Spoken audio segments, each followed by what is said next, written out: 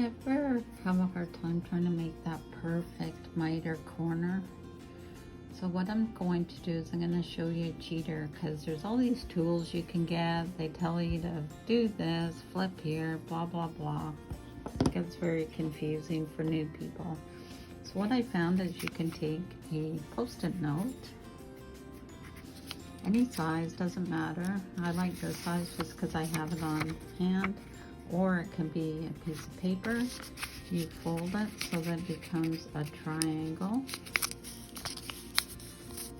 And that gives you your 45-degree angle. And just get that lined up a little bit better. There we go. Here's our 45-degree angle. So what we're gonna do is, as we're sewing, you're gonna go along, and then you're going to line the tip of the corner of the post-it note into the top corner where you want your miter to be. And then you're going to run this edge perfectly along your right hand's edge of your fabric. So what happens is, when you come along and you're sewing, as soon as your needle goes along, and here, let's turn it this way, this will explain it better. Okay, so you've got your fabric like this, lined up on the tip.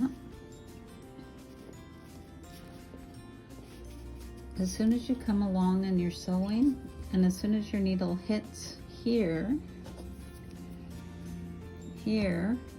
then you're going to lift your presser foot, you're gonna pivot, and then you're going to sew down into the corner, and there's your 45-degree.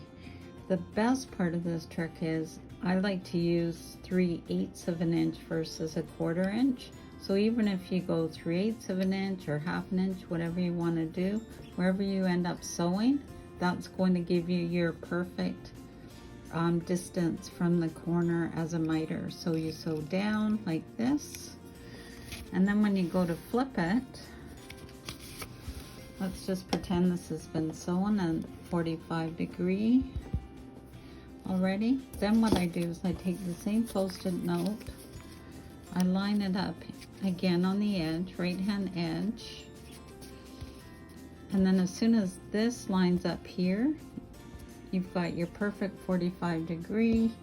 You bring this back down. This is even on the side.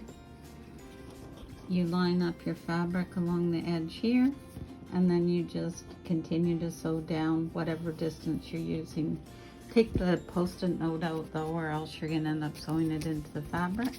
I find this works the best for me. You don't need any special tools, and once this gets worn out, you can recycle it, grab another one, doesn't matter what color it is, or a white piece of paper, whatever works for you. Hope you find this hack works for you, and thank you for sewing with Debbie.